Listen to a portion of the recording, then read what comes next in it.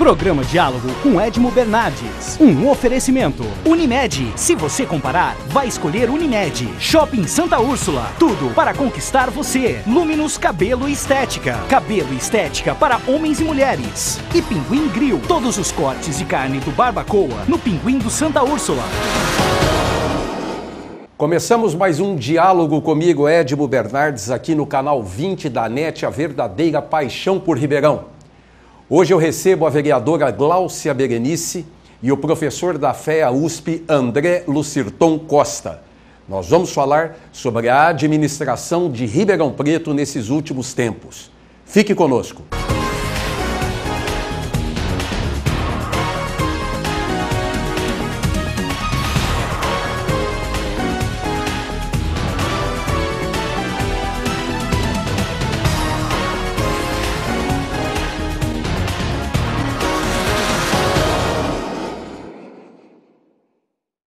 Vereadora Gláucia, muito obrigado por ter atendido ao nosso convite, estar aqui conosco para a gente debater um pouco sobre a nossa cidade. Eu agradeço o convite, eu assisto o programa, fico realmente satisfeita com as contribuições, com as discussões e é um prazer estar hoje aqui participando dele. Muito obrigado. Professor André Lucirton Costa. André, muito obrigado por ter aceito o convite de pronto e estar aqui. Espero e sei que você pode contribuir bastante com o nosso bate-papo. Eu que agradeço, Edmo. Fico muito feliz pela oportunidade que vocês estão dando, não só para mim, mas pela FEA, a Faculdade de Economia e Administração da USP de Ribeirão Preto, que precisa desses meios para divulgar o que ela faz. Aliás, a FEA, né, Gláucia, aqui é um exemplo, né? Talvez seja a caçulinha, né, das faculdades de administração. Eu não sei se é a caçulinha da USP. Não. Em Ribeirão Preto tem a Faculdade de Direito, né, que foi criada depois da FEA, e a Faculdade de Educação Física. Não, eu digo assim, entre as faculdades de administração da USP, a FEA de Ribeirão, não sei se é a caçulinha, porém é número 1 já, né? Isso. Agora o campus de Piracicaba está criando um curso de administração e o outro tradicional, que é a FEA de São Paulo, né? Que legal. Vereadora Gláucia, quero perguntar para a senhora o seguinte: Ribeirão Preto está governável ou o barco está à deriva? Olha, com os últimos acontecimentos, é lamentável a situação que nós estamos vivendo. Desde o início do ano, a gente já percebia, né, uma dificuldade da continuidade do governo. Só que com os últimos acontecimentos, tudo está parado, né? Tudo está parado. As mudanças do secretariado que já estavam previstas, anunciadas desde o final da eleição, não aconteceram. E nós vivemos um momento de stand-by, né? Tudo por fazer, tudo por corrigir os rumos e o funcionalismo inseguro. E é um momento lamentável que nós vivemos. Quando saiu a cassação, é interessante que as pessoas, por ser da oposição, as pessoas... Você está falando da cassação da prefeita. Da prefeita Darcy Vera, isso. As pessoas, né? Agora você deve estar feliz, né? Não, de forma alguma. Né? O que nós queremos é que a cidade, ela tenha um rumo, né? Como você bem disse, né? Nós queríamos que a cidade não passasse por isso, porque até que seja finalizado o processo, vive uma estabilidade política, né, econômica, porque os investimentos estão aí para serem feitos, todo mundo fica inseguro. Então nós estamos vivendo uma situação muito complicada que eu gostaria de fato que Ribeirão não passasse, uma cidade que tem uma contribuição para o Estado, para o país importante, e vivendo esse momento histórico, né, que é essa situação de instabilidade política, jurídica e social que a gente tem encontrado, e econômica. André, a sua visão... Você tem mestrado em gerenciamento de cidades, em administração, enfim. A sua visão, especialmente pública, né? A sua visão, e é óbvio que você tem que acompanhar as situações municipais, estaduais, federais, internacionais, quer dizer, não quero falar do Chipre aqui, não, mais recentemente, mas vamos falar de Ribeirão Preto, que apresenta um déficit público muito grande, pelo que parece, né? Um déficit muito interessante negativamente e que a população, de uma maneira geral, não tem noção. Se você virar e falar assim, olha, o município deve 10 milhões, 50 milhões ou 100 milhões, a população não sabe se isso é pouco ou se é muito. O que você pode dizer para o nosso telespectador? Bom, a primeira consideração com relação ao déficit, se a gente vem acompanhando o resultado da prefeitura, né, tudo que ela recebe, todas as fontes de recursos que a prefeitura recebe, tudo que ela gasta, a gente percebe que o maior problema não necessariamente é o déficit, mas a dificuldade da prefeitura ter recursos, fazer investimento com recursos próprios, né? Então, se desde 2009, que foi um ano em que as despesas correntes, né, foram maiores do que as receitas, depois disso veio se recuperando e o último balanço da prefeitura, o último demonstrativo de resultado da prefeitura, mostra que 2012, inclusive dos 4 últimos anos, foi o melhor ano em termos dessa diferença entre as receitas e os gastos, né? O que são esses gastos correntes? Esses gastos correntes são gastos principalmente com a estrutura administrativa da prefeitura. São a folha de pagamento, são os terceirizados, são aquilo que a prefeitura precisa para poder tocar os serviços que presta para a população, né? E a dificuldade que você tem em manter os gastos correntes muito elevados é que você não consegue planejar investimentos, ou seja, pensar a cidade de longo prazo, né?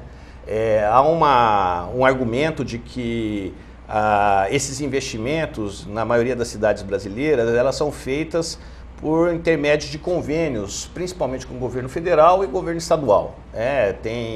Isso, inclusive, no meu ponto de vista, é uma das principais anomalias tributárias do país, né? Porque o município precisa ter capacidade de arrecadar e capacidade de receita, muito mais, inclusive, que o governo federal, no meu ponto de vista, né? Então, assim, precisa de uma reforma tributária que está sendo prometido sucessivamente pelos governos federais e que não acontece. Mas isso não foi travado na época do presidente Fernando Henrique Cardoso, quando ele centralizou as receitas na União e claro que com o benefício de você poder limitar os gastos municipais aos seus orçamentos, que é fantástico, né? Muito embora a gente veja que isso é descumprido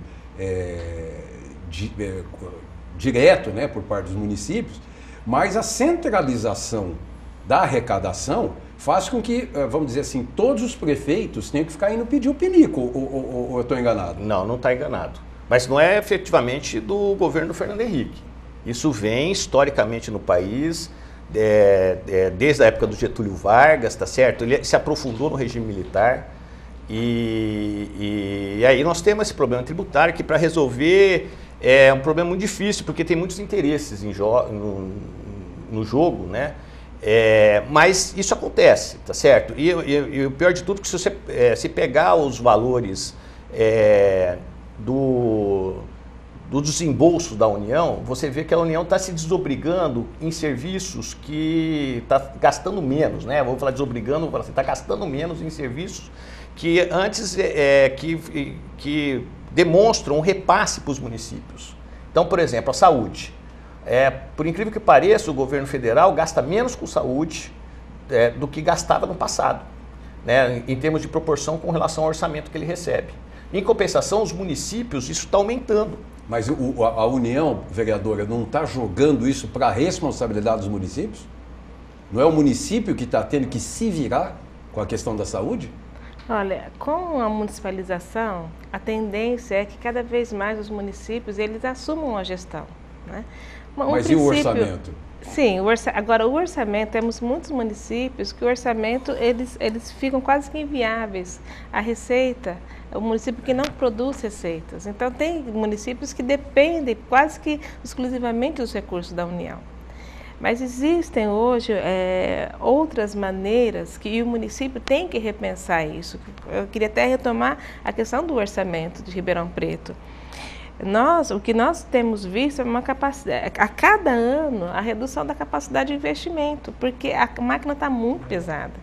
E esse último orçamento é uma incógnita, é um ministério que nós estamos estudando há 3 meses, como que conseguiu fechar em azul o último balanço da cidade, do exercício de 2012. O André está dizendo que foi uma das melhores relações receita-despesa, né, André? Contabilmente sim, mas o que nós sabemos é que os pagamentos não foram efetuados.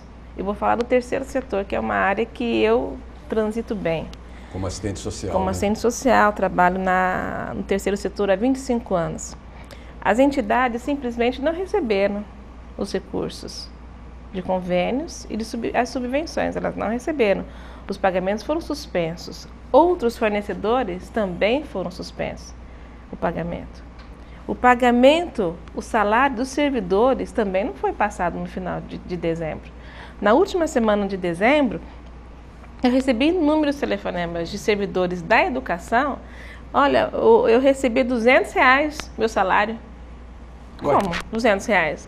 Ué, André, aí fecha no azul mesmo, aí como é que faz? Então, é uma incógnita interessante. Agora, você está querendo me dizer que houve uma maquiagem aí nesse orçamento? Com certeza, hoje uma forma de você fechar em azul. E é isso que nós estamos estudando. Ah, vocês estão mexendo nisso? Estamos estudando. Eu gosto muito, na minha atuação enquanto parlamentar, acho que das funções mais importantes do Legislativo é fiscalizar. Às vezes a sociedade espera que o vereador faça leis, né? Mas o mais importante é fiscalizar. Mas tem que ser uma fiscalização com propriedade, com responsabilidade. E é isso que a gente tem tentado fazer esses levantamentos. Faz uma ponte com o professor André, aproveita que ele está aí do seu lado. É uma boa parceria. Faz uma ponte aí, já fala, professor, nós estamos fiscalizando as contas de 2012 e tal, como é que a FEA pode nos ajudar? Mas no meu primeiro ano como vereadora, eu fiz essa indicação, professor, ao presidente da Câmara. Nós temos muita assessoria jurídica na Câmara, tem um procurador jurídico, vários advogados, que na minha equipe já tive 2 advogados, a Tara tem uma advogada. Importante, né? Só que dentro das ações que eu julgo mais importante é você aprova um orçamento, que é fictício, sempre é fictício um orçamento. O mais importante é a execução orçamentária. Como que esse dinheiro está sendo gasto? Como que ele está sendo investido na prática? Mas isso, André, não tem jeito de você... Não é disponibilizado item a item posteriormente? É disponibilizado. Só que existem suplementações. Tem uma série de...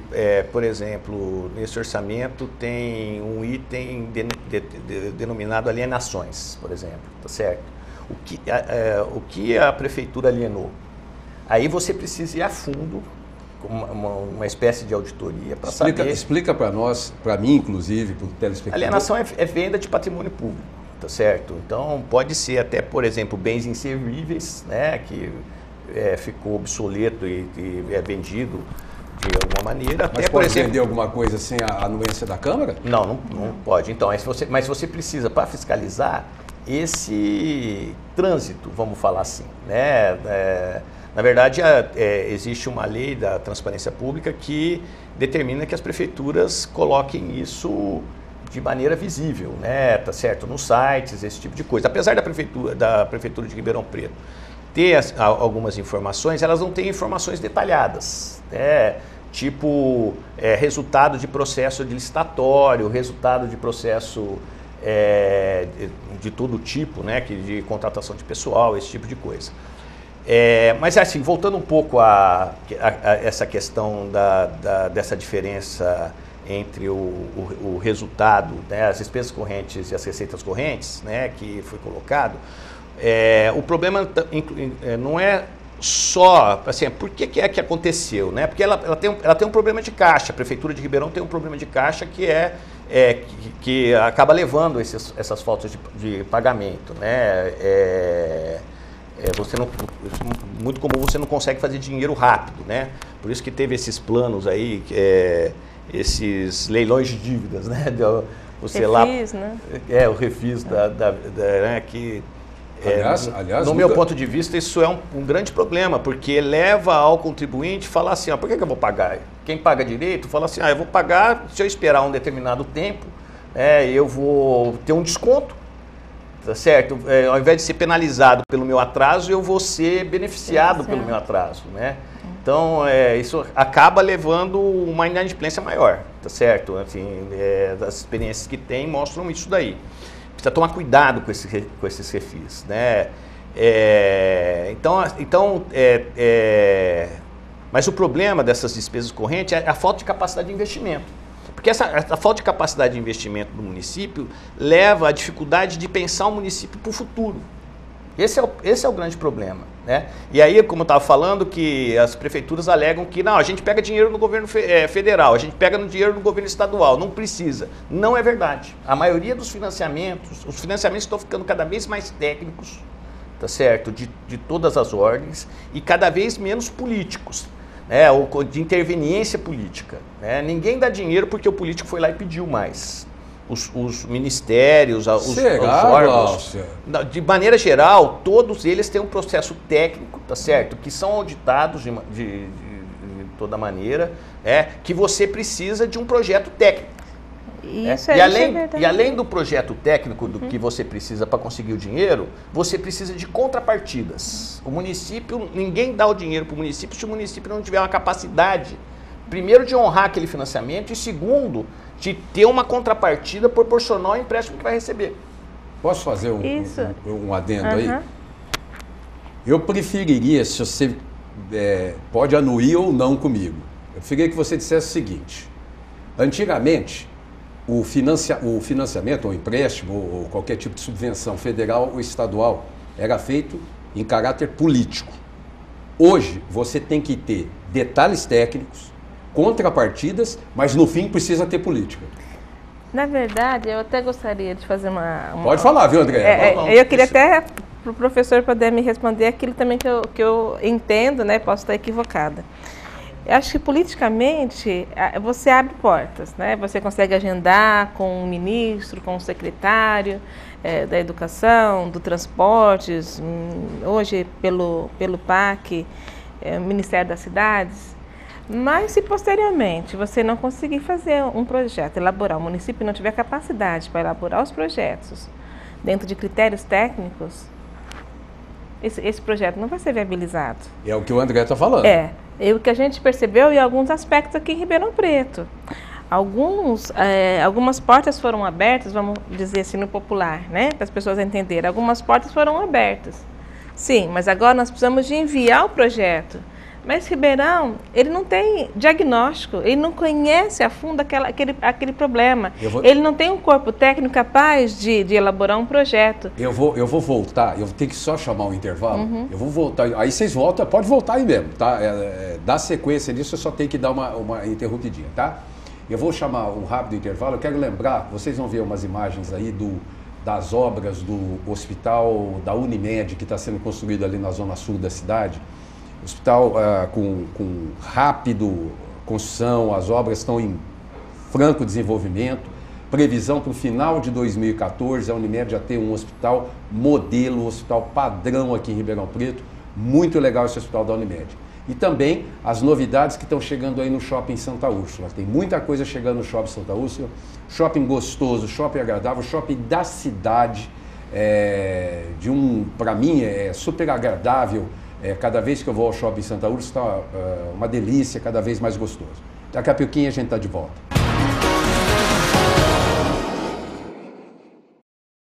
Mais de 850 médicos. Quer mais? 13 hospitais em Ribeirão e região. E Hospital Unimed em construção. Quer mais? 6 pronto-atendimentos 24 horas. Quer mais? Escolha a Unimed. Aproveite e faça seu plano com 30% de desconto por 3 meses. Mais carência zero para consultas e exames de rotina. Desconto especial para empresas. Consulte. Unimed é mais estrutura. Ligue 3605-5599.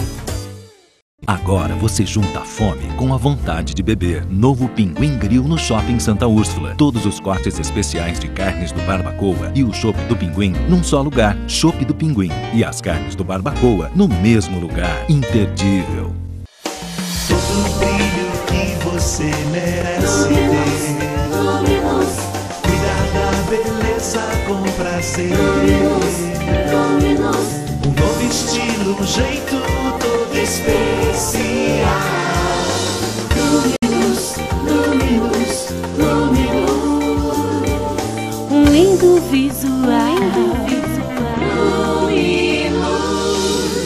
Shopping Santa Úrsula.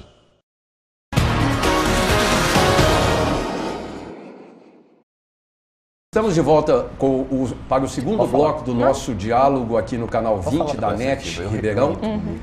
Eu queria mandar um abraço para o pessoal do Café Utan. Eu estive a semana passada no lançamento da maquininha, aquela que todo mundo conhece da Nespresso, né? O Café Utan lança em junho, julho, uma maquininha igual, com cápsulas. E eu fico muito feliz porque a gente vê uma empresa genuinamente de Ribeirão, com fábrica em outra cidade, com indústria em outra cidade, mas esse franco desenvolvimento de uma empresa que tem quase 50 anos, super tradicional e cada vez mais crescendo. Eu queria mandar um abraço para a Ana Carolina, presidente do Café Utan, muito obrigado e parabéns pelo desenvolvimento da empresa, tá? Glaucia, e aí? Eu vou dar alguns exemplos práticos. Ribeirão conseguiu um recurso para coleta seletiva, R$600 mil. E esse recurso, politicamente, pode ser conversado, visto essa disponibilidade no Ministério. Só que por que Ribeirão não recebeu? Porque não tinha projeto. Nós estamos agora para perder R$157 mil da Funasa, para a compra de um caminhão para a cooperativa Mãos Dadas. Já foi prorrogado 2 vezes, 3 vezes. Por quê? Porque Ribeirão não consegue vencer um aspecto técnico e jurídico, que a celebração tem alguns passos, porque não adianta você fazer de qualquer forma, na boa vontade, no Código de Cavaleiros, você tem que ter leis, você tem que ter um plano municipal de resíduos sólidos, você tem que ter um plano setorial, e aí você vai vencendo cada etapa. Se o município não se preocupa em fazer esses arcabouço jurídico que vai respaldar as políticas hoje, toda política setorial, ela tem um estatuto da cidade, depois tem uma lei nacional de resíduos sólidos, e aí elas vão se intercalando para viabilizar os recursos. E, infelizmente, até essa falta de articulação, né, entre os mais secretarias, departamentos jurídicos, às vezes não conversa com a administração ou não entende o meio ambiente, as coisas param no André, meio. é por aí? Então, esse exemplo do meio ambiente, né, que tem um debate muito grande na cidade, principalmente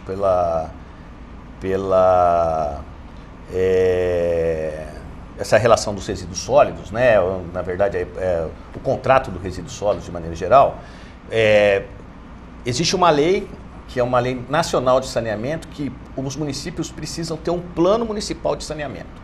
Se você não tiver um plano municipal de saneamento, você não adianta mandar o projeto para lá, porque vão recusar. Porque está na lei isso daí.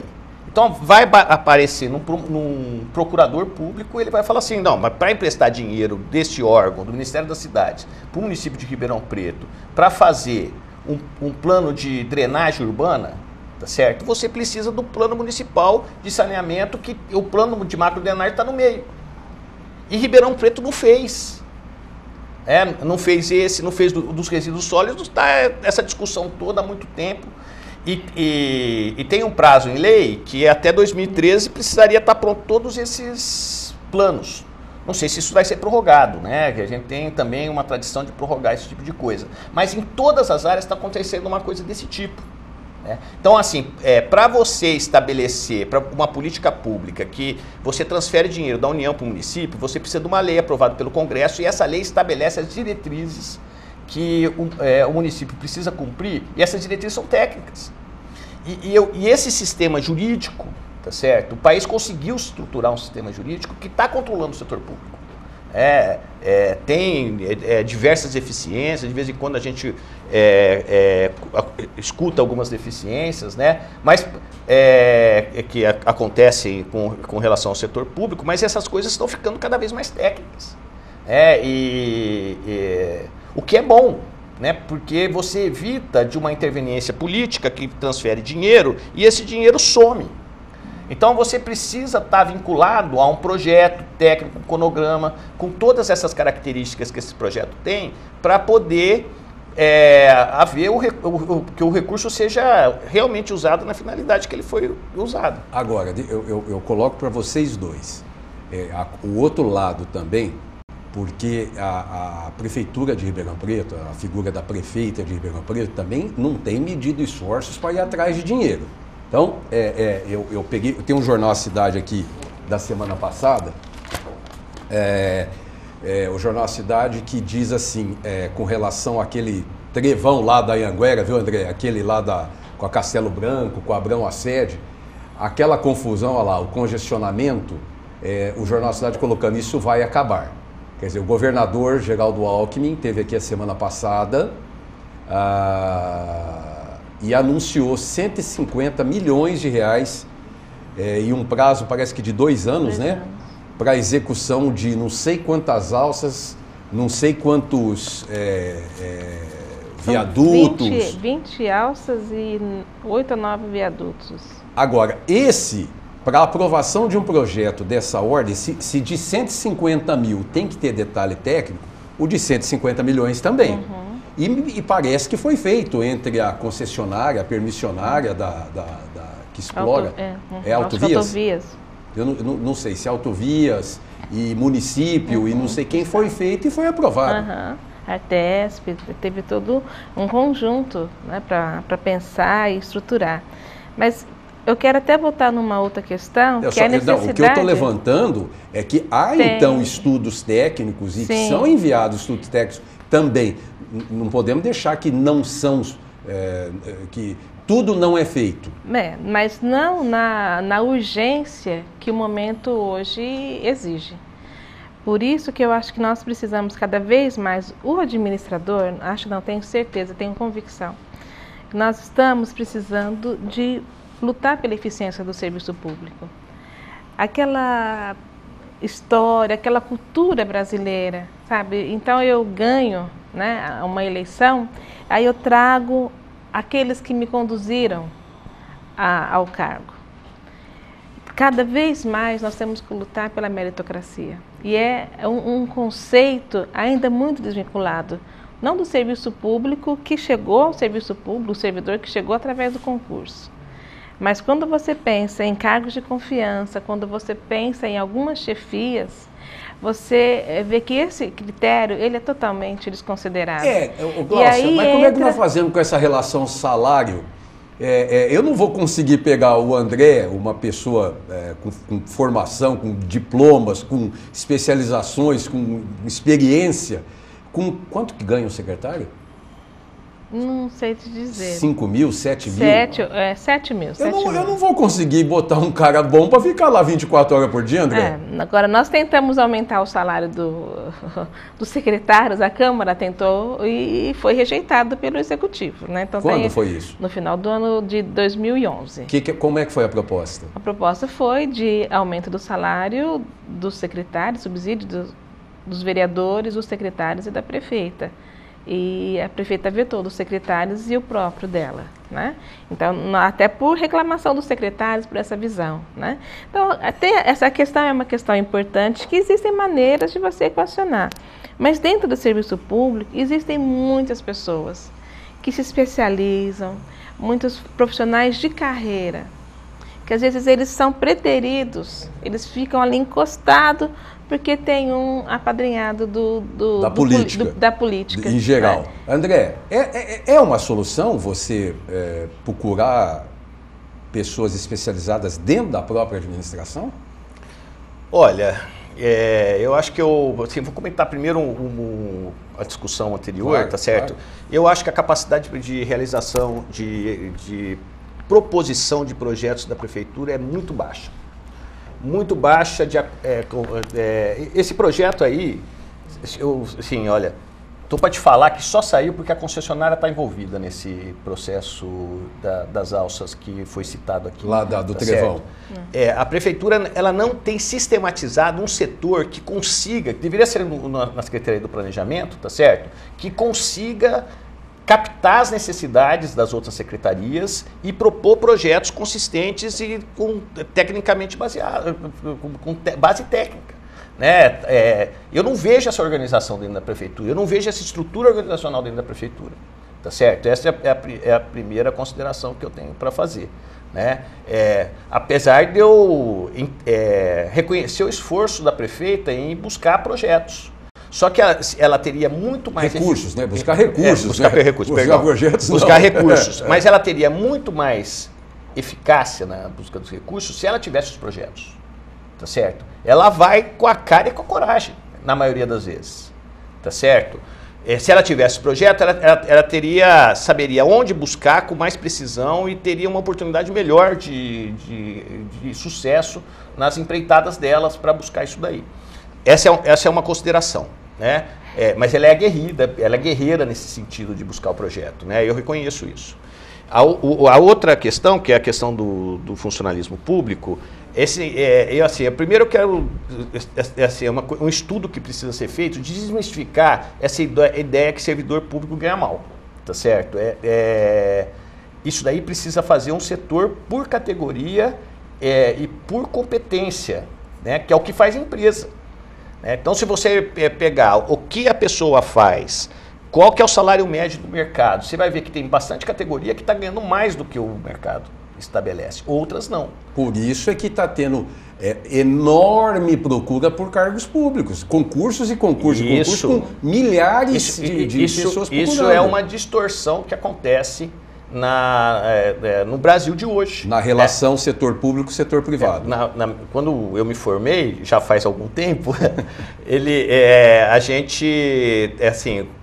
quem trabalhava no setor público ganhava menos do que na iniciativa privada, porque o setor público tem um benefício das pessoas terem a estabilidade, tá certo? Não precisa de fundo de garantia, tem estabilidade, tem uma série de proteções constitucionais com relação ao trabalho público e por conta da aposentadoria.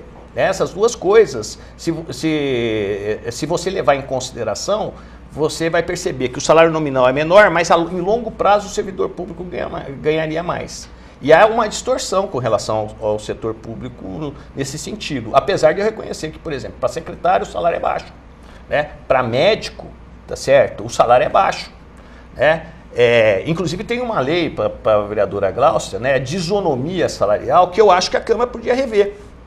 Tá certo? Não sei se é lei, se é acordo, não, é lei. Mas se vira e mexe, eu fico escutando essa história de que se der salário para médico, precisa dar salário para dentista, assistente social, tá certo? Para todo mundo da prefeitura. Não é desmerecendo função nenhuma, pelo amor de Deus. Assim, com a sua importância. Não é assim que acontece na sociedade.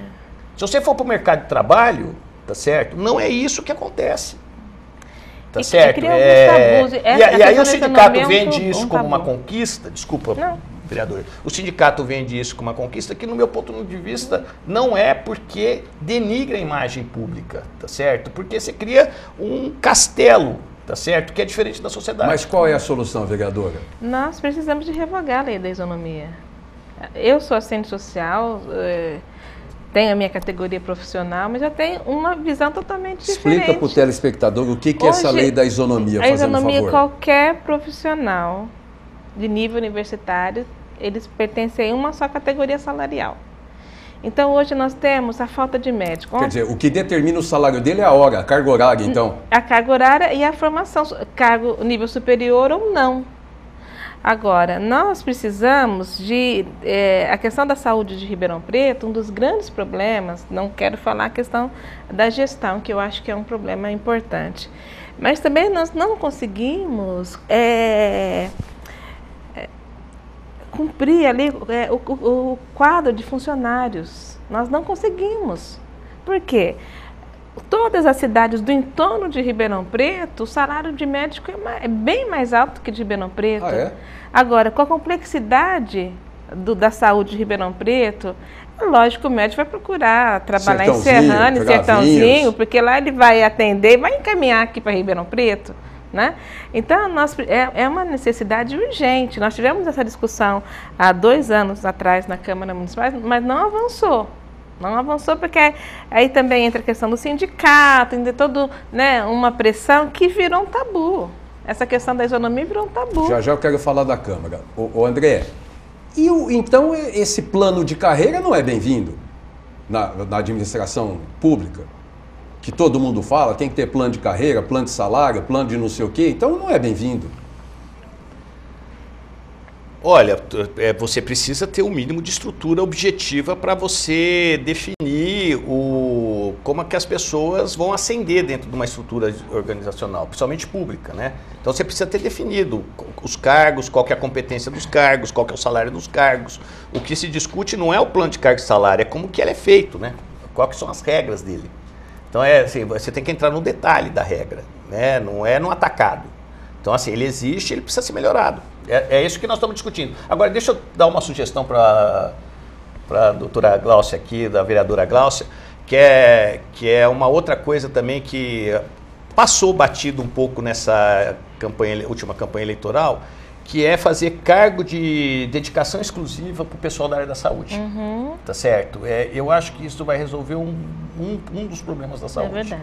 Que é o fato de que, por exemplo, o dentista, ele só vai poder trabalhar na prefeitura se ele quiser, tá certo? Ele não pode ter o consultório dele particular ou as suas atividades particulares. Mas não dá para ganhar R$1.000, né, André? Não dá. Tem que ter uma política salarial, mas tem várias cidades aqui no entorno de Ribeirão Preto, tá certo?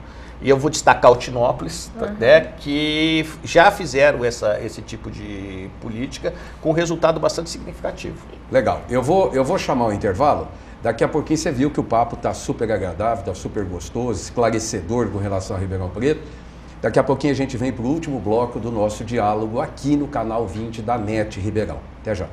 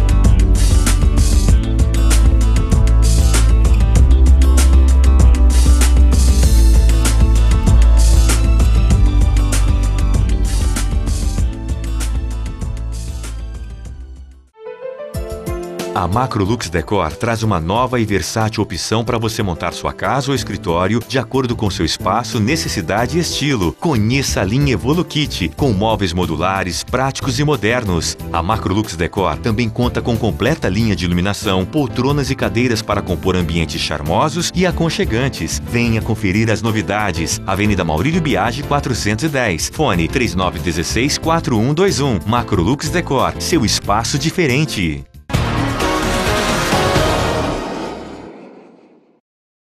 Estamos de volta com o terceiro e último bloco do nosso diálogo essa semana, aqui recebendo a vereadora Gláucia Berenice e o professor da FEA USP, André Lucirton Costa. Olha, vocês vão levar lembrancinhas aqui do programa, quem vem aqui leva lembrança. Primeiro vocês vão jantar no Pinguim Grill do Shopping Santa Úrsula, devidamente acompanhados.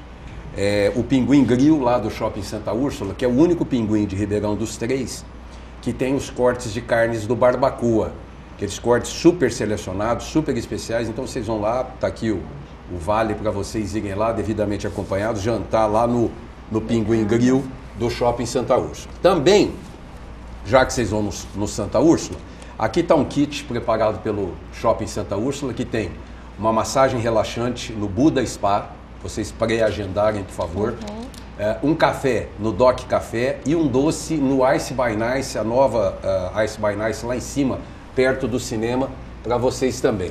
E ainda também no Shopping Santa Úrsula, Gláucia, você vai ganhar uma nutrição capilar com máscara e uma escova no Luminous Cabeleireiro Feminino, E o André, um corte de cabelo ou uma barba e mais uma engraxada no sapato. Porque tá difícil ter engraxate, né, André?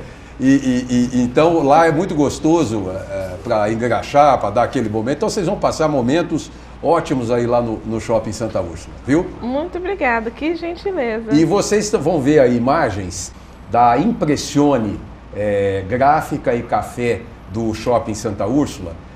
Vocês estão vendo aí a parte de produtos de café, milkshake de café, cafés super diferenciados, uma decoração linda, para você passar bons momentos ali enquanto espera a sua impressão, encadernação, etc. Tudo ali no piso de serviço do Shopping Santa Úrsula, ao lado do Luminus masculino, da loteria. Então, é super gostoso, eu já estive lá, vou lá, é uma delícia lá na Impressione.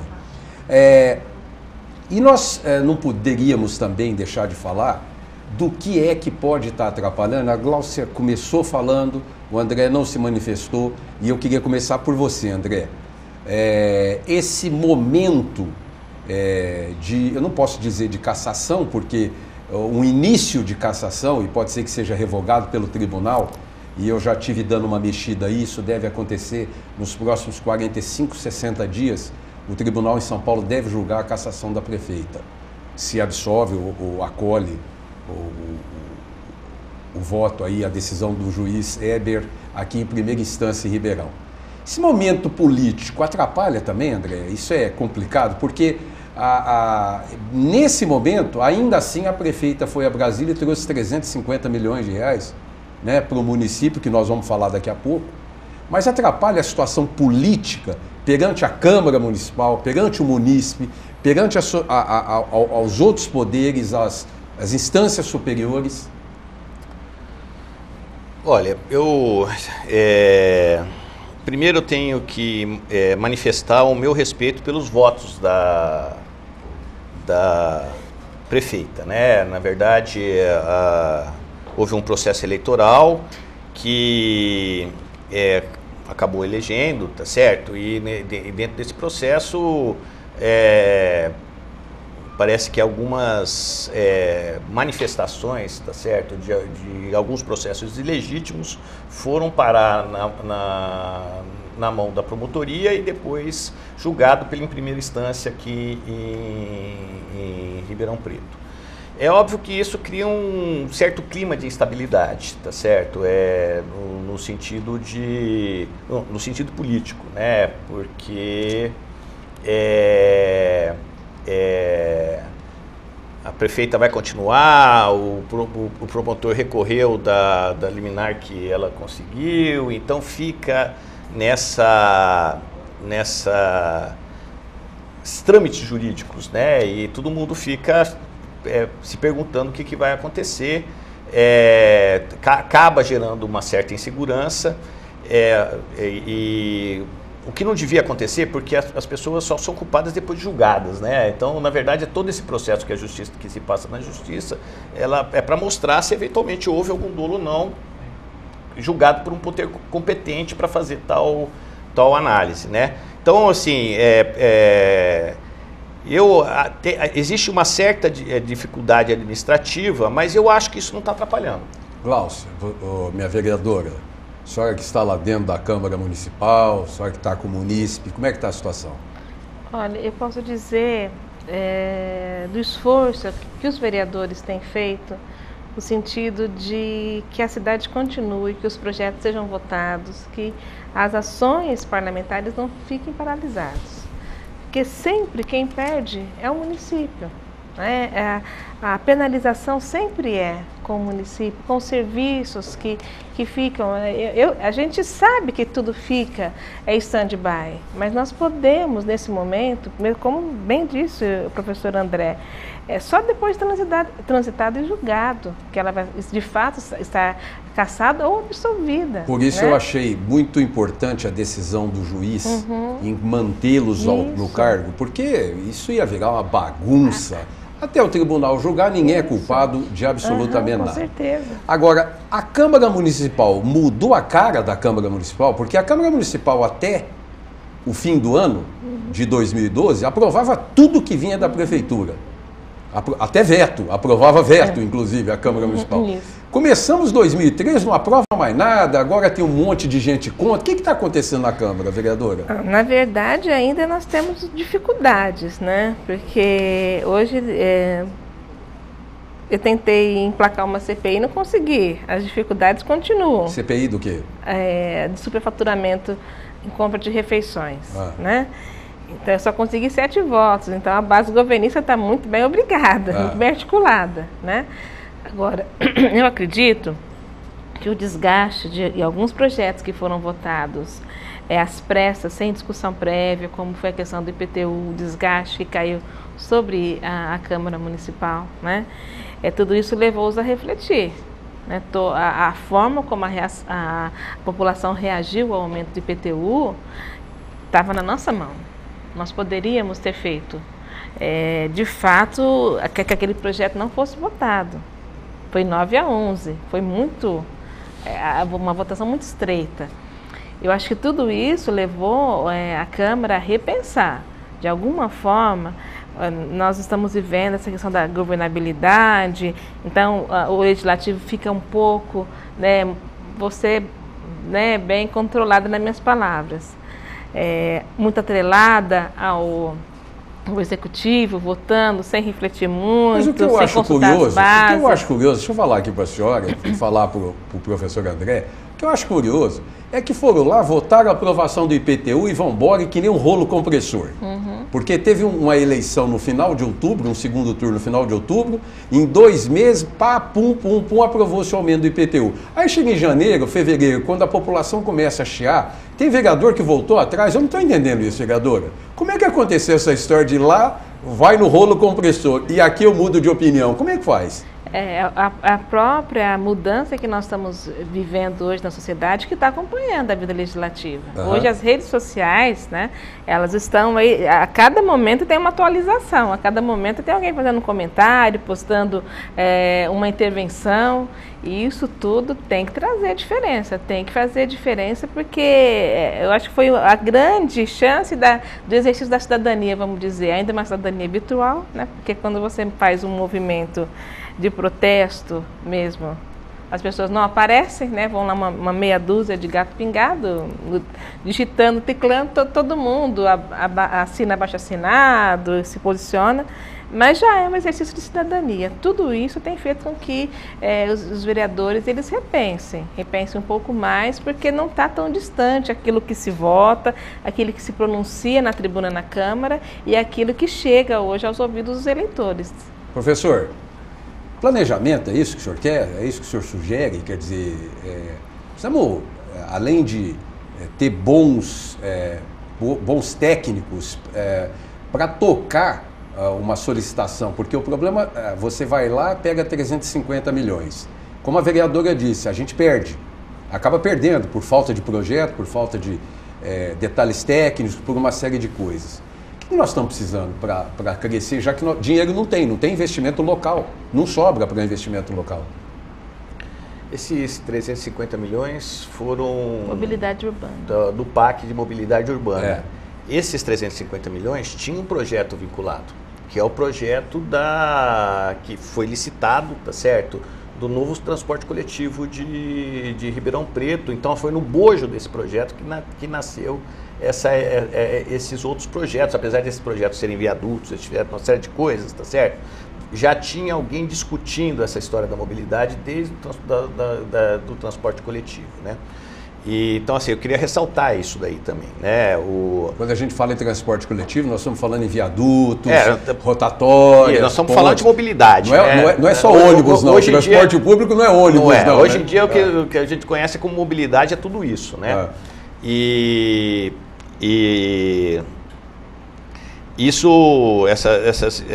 Essas questões de planejamento, né? Voltando à pergunta, essas questões do planejamento, eu vejo que assim, a Câmara tem uma oportunidade muito grande também de ajudar o município e trazer a população para discutir esses planejamentos, porque tem instrumentos que são previstos, tá certo?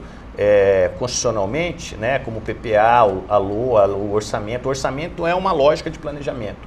que você consegue trazer a discussão do planejamento de longo prazo para dentro da Câmara Municipal e a Câmara Municipal, como um parlamento, trazer a população para discutir, né?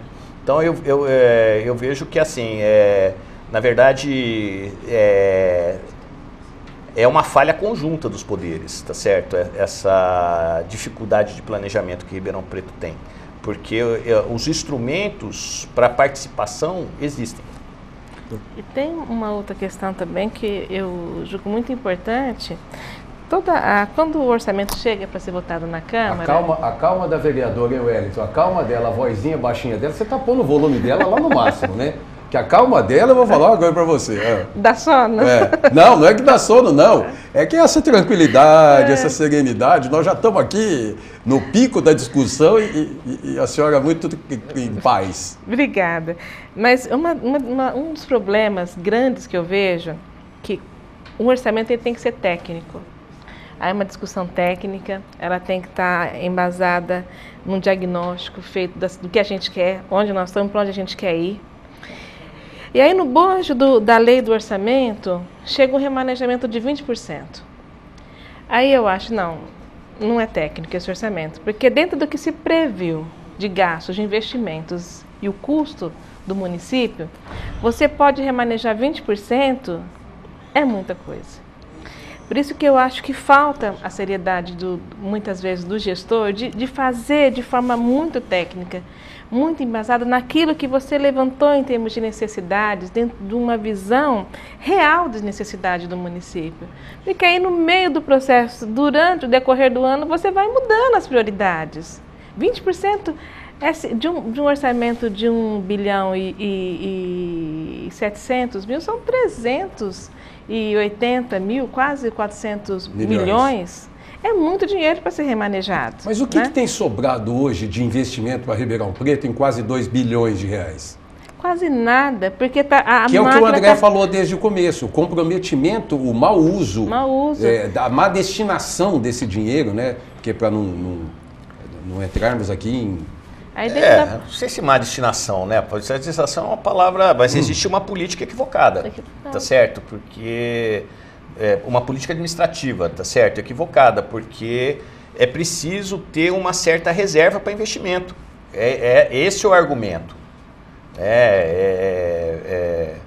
As consequências disso, as gerações futuras que vão sentir.